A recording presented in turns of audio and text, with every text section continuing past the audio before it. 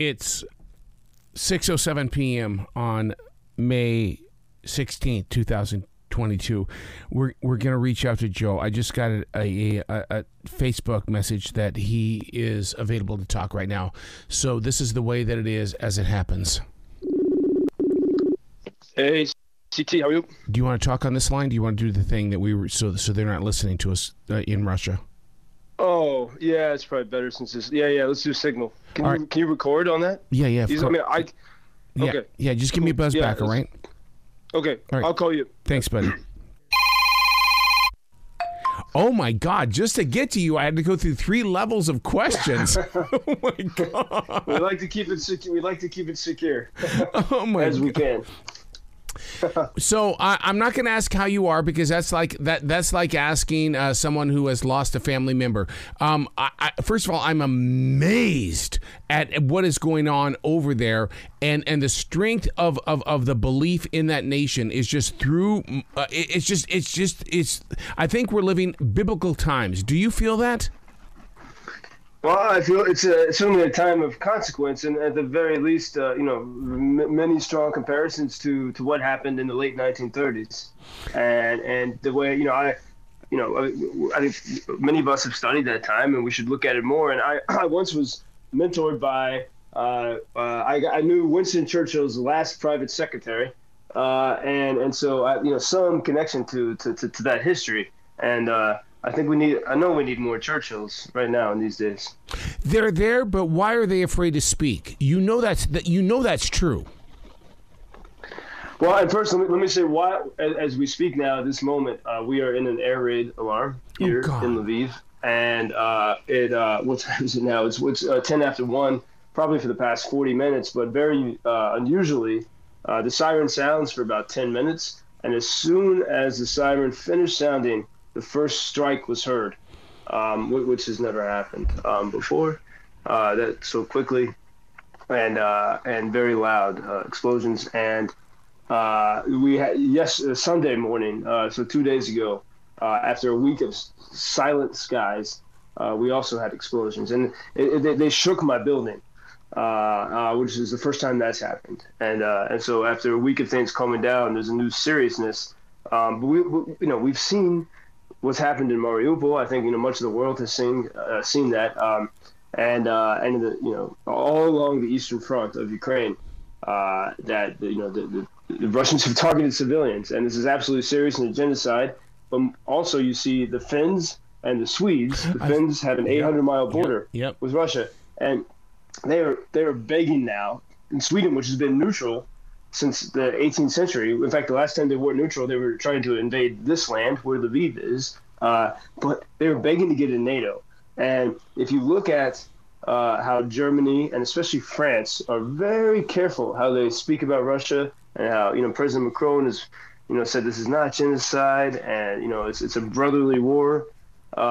You see that if Ukraine were to fall, very easily, so much of Europe would get into line with Russia. Yep. And right now, there's sort of a narrative that Russia is weak, but it's a strange type of weakness because they've been able to stop the life of a nation of 40 million people and focus all of us on war. I think Ukraine is strong. Russia's not necessarily weak, but Ukraine is strong, and actually the support of people around the world for Ukraine is strong, and it's that support that has brought the politicians on board around the world, often reluctantly. And that's exactly what we saw in the 1930s. Joe, not exactly, but similar. Yeah. We have seen pictures of Ukrainian soldiers making it to the border to Russia. Have you seen those photos? Just today, yeah. And this is outside of Kharkiv, and it was great to see that, because from the first moment of the war began with the strikes upon the city of Kharkiv, which before the war was a city of about 1.2 million people. It was a beautiful, clean, entrepreneurial, creative city, and so much of it has been put into ruins. But the Russians were never able to enter the city. Maybe a couple of different tanks a few times, but they never began to occupy that city. It was a fierce defense, and in the past weeks, the Ukrainian army has with some foreign help, has pushed the Russians out of the suburbs and 30 miles back to the border, which is absolutely fantastic news. And the Russians have been concentrating their energy further south, but that's because they've been losing in Kharkiv, which is fantastic. Joe, I got to tell you what's happening over here. I mean, I got to be very, very truth-filled with you on this. Lee and I are so addicted to the Johnny Depp Amber Heard trial, and all of a sudden, I got this dang text that said, Putin says, or Putin as you say, says that I don't care if they join NATO. I just don't want their armies to come with it. And I looked at Lee and I said, hold it, Lee, this changes everything. He's playing a propaganda game right now. Yeah, and I think for Putin, this has never really been about NATO. It's for example, his problem with Ukraine is that in 2014, the people of Ukraine kicked out the government, and they've been allegedly free since 1991, since the fall of the Soviet Union and the Iron Curtain. But their governments had been puppets of Putin's regime. And just like Belarus is today, a client state of the Russian Federation. And in 2014, the people stood in the streets, 2013 and 2014, they stood in the streets until the regime fled on February 24th. And that regime fled to Moscow. And Ukraine became, at that point, I think, perhaps the freest nation in the world, which I saw also during the pandemic era. It was a very free place, which means that it was controlled by the people, which makes it unpredictable and uncontrollable. And I think this bothers people not only in Moscow, but also in Brussels and Washington. But it especially bothered Putin. And so he talks about NATO, but because he and right now, I don't know if you can hear, the alarm is sounding. No. We have an all clear in Lviv. After about 7 explosions in the past hour, it's all clear. We still have no information on what exactly happened. But so when we hear Putin talk about NATO, I think we have to. Whenever we hear Putin talk, we have to take it with a lot of skepticism and realize everything is propaganda. Even when I see pictures of Putin from Moscow where he looks sick, I'm not going to get complacent and trust that that's the reality. Right. Because they're very good at the propaganda game. Yeah. Here's what listeners don't understand about our relationship is that your mother is, 200 feet from my house? And, That's correct, and every time you and I have a conversation, she gets to hear what we talk about, and I keep saying that you are answering the call of God, and you are there because we need your honest to God transparency when it comes to reporting. Oh well, thank you. And I mean, this is the mission. Like we have, for example, we hear now of a new $40 billion aid package from Washington, and the first 40 or so billion. I think one of our missions with our reporting team here at UkrainianFreedomNews.com and with our Ukrainian partners is to examine how this money is being spent, if it even gets to Ukraine. For example, we've heard about the $8 billion in aid from humanitarian aid the past months from Washington, but yet every single day, every single person I know here is trying to gather together, basically pennies and dollar, hryvnia, Ukrainian currency, but to support hospitals, to support soldiers at the front line with basic equipment, with basic medical equipment. And so somehow, despite we hear $8 billion from Washington, but on the ground, so it's difficult to actually see that. And so here, yes, it's why it's important to, and this is going to be a big project to investigate that. But a lot of people like to talk about helping and throwing out numbers, and only here can we see if it's actually working. Over the past 3 months, I've been blessed with the opportunity to talk to real, honest-to-God American warriors who have served this nation in every single, the Air Force, the Army, the Navy. And they all say that you don't need men of war, you need knowledge of war. Is that true? Yeah. I mean, I think in a sense, but all, like, for example, so many of the foreign warriors, especially the Americans and the Brits who are here, a lot of them served in Afghanistan, and they say this is completely different. Oh, God. So some of them said that the trenches outside of Kyiv in that first month of the war were worse than anything they ever saw in Afghanistan. And the despair of the Russian soldiers was greater than the despair of the Afghans with whom they fought.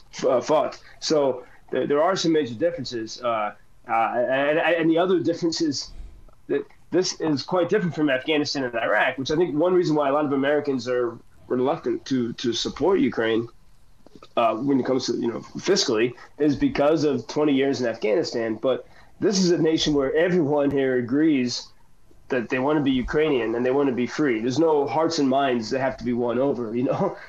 It's a free nation that agrees with the ideals of freedom that is under attack. And so there, in some ways, and in so many ways, Arrow, this war is different from and that's been the challenge. And almost every single foreign fighter I know here has said that. I mean, for example, we have warfare in the cities, which was not something that the American Army has been trained for so much these past 20 years. And one Marine told me that the warfare that he experienced in the trenches outside of Kyiv was such that he only read about in books about World War I. Yeah. So we're in a very different situation. All right, we're both broadcasters. We know that we have to speak the truth to the masses. I'm getting tired of the photo opportunities with Mitch McConnell and everybody else is going over there to get a snapshot of the leader of Ukraine. I think it's time that we start seeing them somehow involved in the action and stop taking pictures. Yeah, I mean, in one sense, people here are grateful when, say, Boris Johnson or, Bono of U2 came over and did a concert in the subway in Kyiv. And it's not easy to get over here. You can't fly here. You have to take a car over the border from Poland and then take a sort of a relatively secretive night train through the country to get to Kyiv. So it does take some effort. But, yeah, of course, people realize they get points for the photos.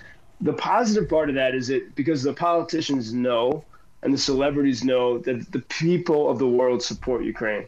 And so the fact that they're coming here what really matters to me about that is it means that they know the public barometer, which is great because Ukraine needs every ounce of public support it can get. So in some sense, when that happens, it's a good thing.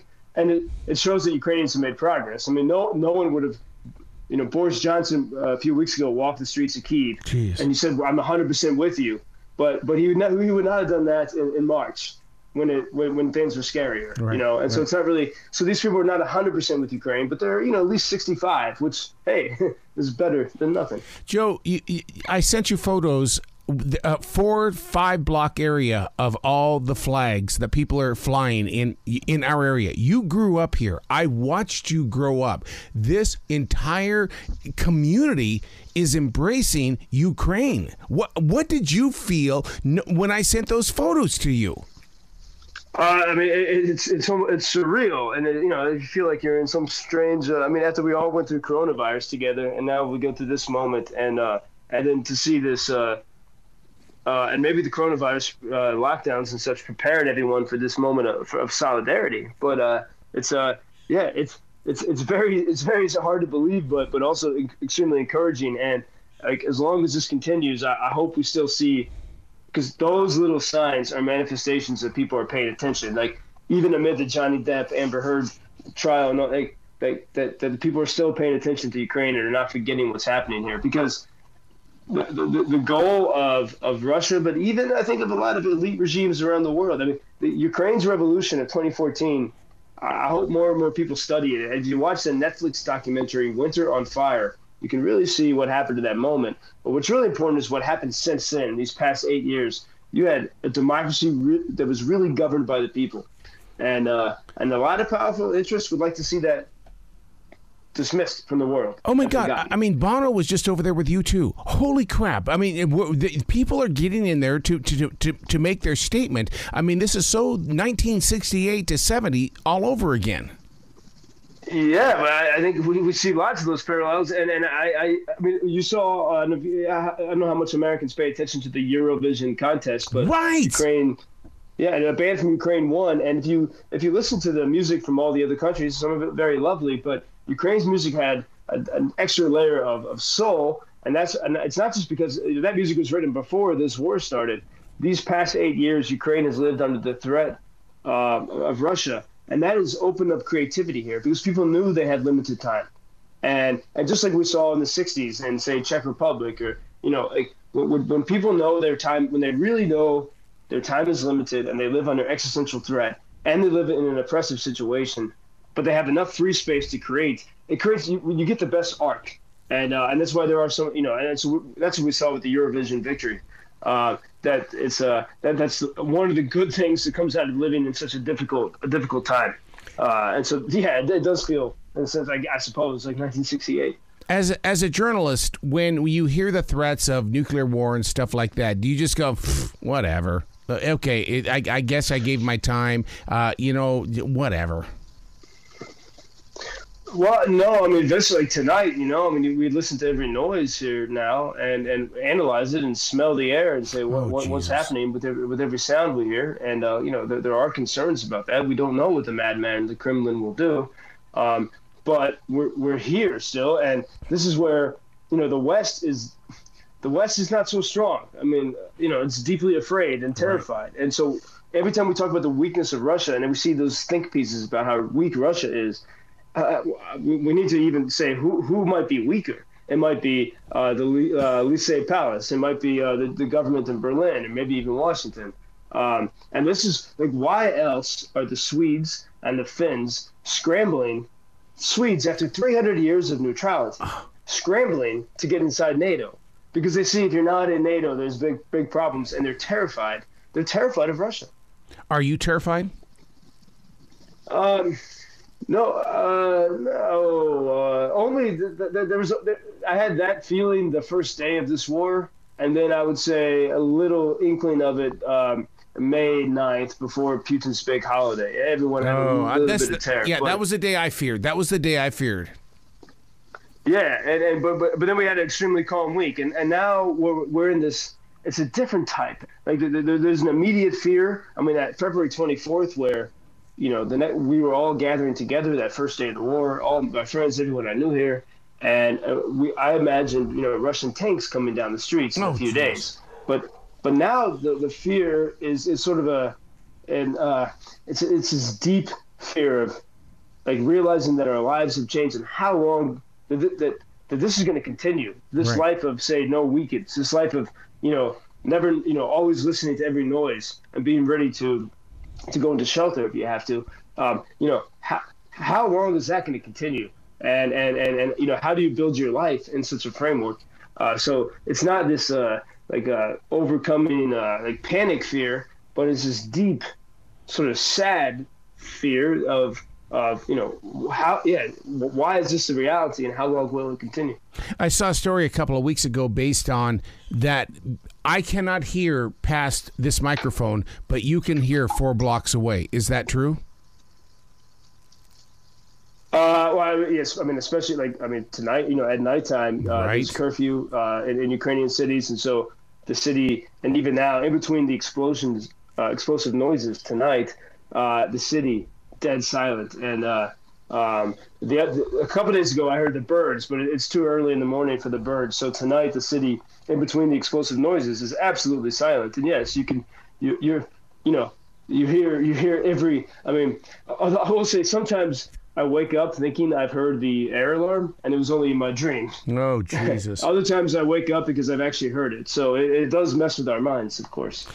I get to see your dad ride his bike. I get to see your mom. We talk and all that kind of stuff. But I got to ask you a parental question, and that is that at the end of this, there's going to be a lot of PTSD. Are you already working on that?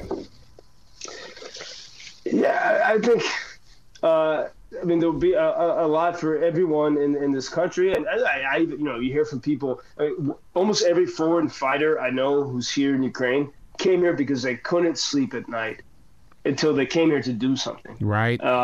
And so I think the action certainly helps. But for those who've been through, the Mariupol siege, there's a family from Kramatorsk. They were hit in the railway station bombing in April. And April 8th, I think it was, and they're now in the Lviv hospital, a mother and her twin kids. The mother has no legs. I'm sorry, the mother lost one leg and the daughter lost both legs. And I have a picture of them smiling somehow, hugging each other in the hospital, somehow smiling. When you read their accounts, it's absolutely harrowing of how they all of a sudden they sort of wake up from, after the bomb hit them and they realize that they can't move anymore. There's deep level, there's all different levels of trauma that will come out of this. But yeah, even for me, for all the, like, I wake up some days and saying, or, you wake up to the air alarm at 5 a.m. or 2 a.m. and you say, this is a mad dream that we're living in, but it's not a dream, it's real.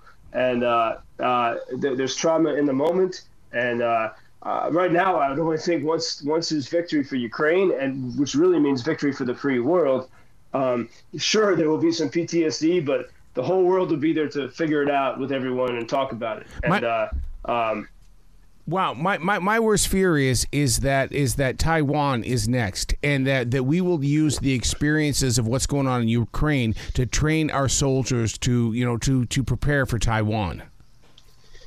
Yeah, I think that's optimistic to think that we would use these experiences to learn for Taiwan. I mean, we hear, and as President Zelensky very vehemently said on May 8th, Victory in Europe Day, in his speech, everyone likes to say never again. It's a nice, cute phrase, but it's happened again right now. And so if it happens in Taiwan, they'll say never again. Never again means next time. Yep. Never again next time. How about just never? And I think Beijing certainly is watching this and seeing how the world reacts and non-reacts to the situation, and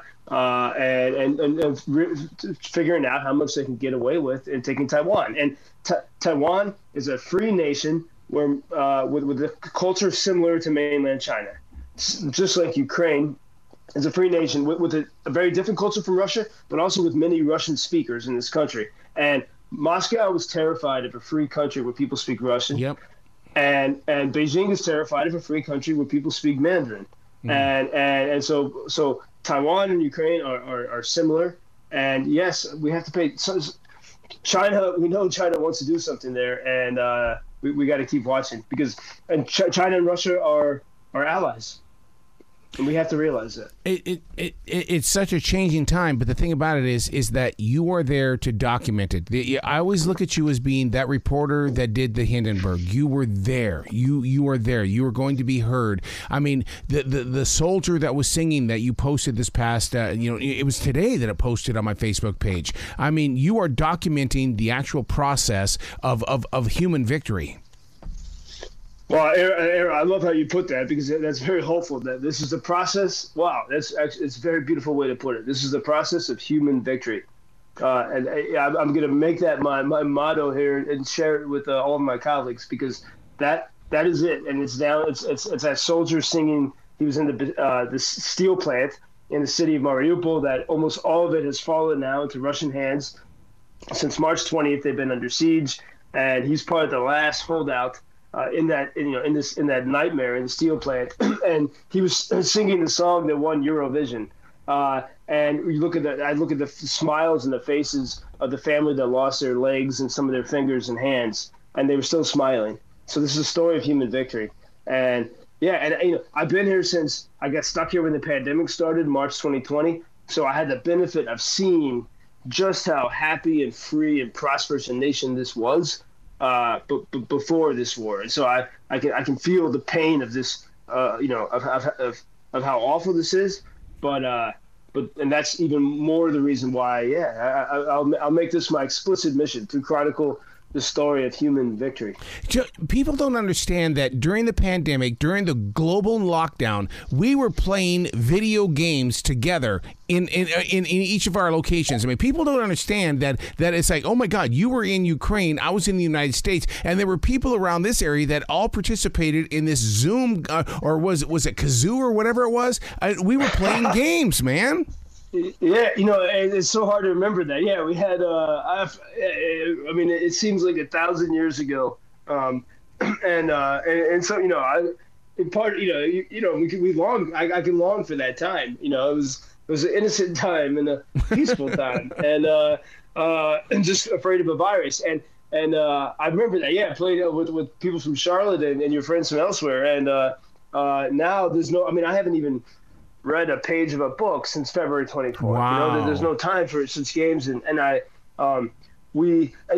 Ukraine during the pandemic was one of the freest countries in the world. Ukrainians, the government knew they could not lock Ukrainians in their houses because of the revolution of 2014. They knew there'd be a new revolution, And so this country was like, there were festivals. I went to the jazz club every Wednesday night. And the Ukrainians weren't loud about it, but they quietly continued living the entire pandemic, which it makes this even more painful that this, and I think it's part of the reason why Putin and others want to destroy Ukraine, because they resisted. They were free, and they still are. And that unpredictability of free people is a threat to many powerful people in the world. So, does the Soviet Union reunite? I mean, that's a harsh question, and most millennials and Generation Zers will not understand any of that. Yeah, it's not just Soviet Union. It's this dream of imperial Russia, and this has been, Ukraine has had to contend with Russian imperialism for hundreds of years. For one, Kyiv, the city capital of Ukraine, is older than Moscow. The Saint Sophia, the cathedral, is almost 1,000 years old, and it's 200 years in Kyiv, 200 years older than the city of Moscow. And so Moscow, tries to claim that they are this, Ukraine is an appendage of Russia, but Ukraine is actually the older civilization. And it was always people who wanted, and I've had a lot of conversations about this with philosophers and historians. This always was a nation of people who wanted to be free. They never were very good at creating governments because they didn't want it. They just wanted to live their lives free in the steppes and in the mountains. And that still is their spirit. And because of that, powers from the West, whether it's Poland, centuries ago, or the Nazis and the Russians, have tried to conquer this land. Imperial Moscow banned the Ukrainian language in 1706. And so this has been a centuries-long struggle for freedom. God almighty. All right, dude. I know your mom's probably waiting for a message from you. I mean, because I see her all the time. I mean, do you have something you want to tell your mom? Because she's just right across the street from me, dude. Yeah, well, it's everything. We're alive here, and we just finished an air alarm, so we keep going, and so I love you, Mom, and everyone, and I know that my family, believes, that this is the right place to be for me, and this is what I have to do. I am so glad you're there. I'm so glad you're there, because you are spreading the word in a way that people are, it's not bent truth. I'm just so proud of you. Thank you, Errol. Appreciate it. And thank you for helping to share these stories. All right, what's the website? Because I know you guys need some funding and stuff like that, and people around the world need to make sure that they send their dollars to you. Yeah, the website is UkrainianFreedomNews.com. Sorry, UkrainianFreedomNews.com, and now we can accept tax-deductible donations through a partner fund in the United States. So if you go to support us at UkrainianFreedomNews.com, and we welcome support. I mean, every week we are getting bulletproof vests, helmets, tactical boots, medicines from sources around Europe to soldiers and hospitals in the east of Ukraine and all the front lines. So when you come home, I'm a mobile DJ. Can we set up a full light show and DJ and throw a big party out here on Gatehouse Court? Yeah, that'll be great. I look forward greatly to that. Whenever it might be. An ice cream party. We'll get Patrick involved. We'll get everybody involved in it. We'll just celebrate and make a bunch of noise. Yeah, this will be fantastic. I'll get all my siblings scattered around America and bring all the alumni of Gatehouse Court back. It would be fantastic, Arrow. It makes me smile and something great to look forward to. I'm looking forward to it, buddy. God loves you. You know that, right? Yes. Well, this helps. This is a great reminder. All right, buddy. You be brilliant, okay? All right. Thank you, Arrow. Bye, guy. Thank you.